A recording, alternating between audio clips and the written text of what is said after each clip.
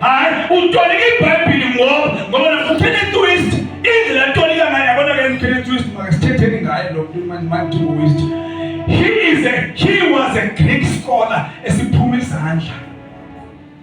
Isigrike wayisazi from phansi uqala phansi konyawo ukuzabi phezulu enhloko.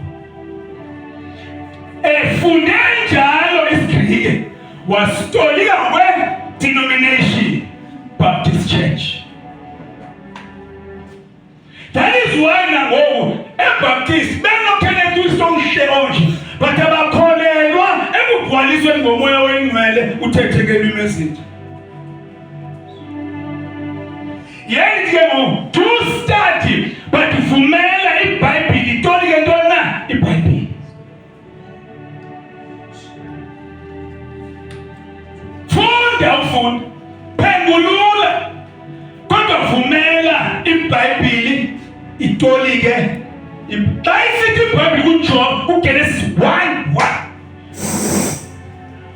ithi xa ithi uGenesis 1:1 ekuqaleni kuJob Genesis 1:1 uThixo wathi wadala amazulu nehlabathi.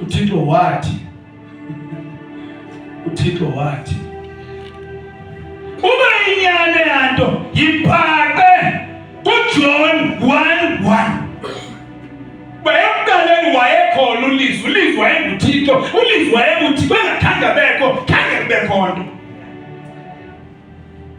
Many verses.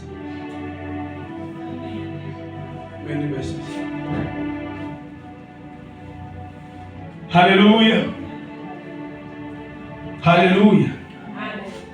So nditheke ekuphengululeni kwami nasekuqalazeni kwami hayi manje into esibethi la sitolika iBhayibheli ngohlelo esilulo.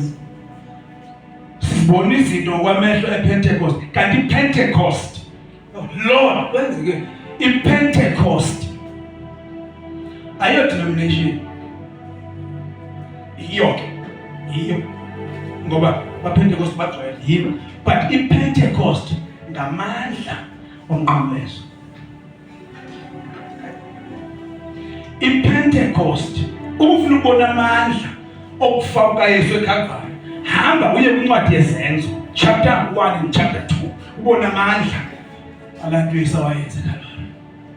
Because what Yesu uba ngithanga ndikhuphuke akaziwehla phana ngenyuka ndiyamthumela onjengami kwaphumani bazalwane ebathandele kwaphuma isivunguvungu esingekabikho kwaphuma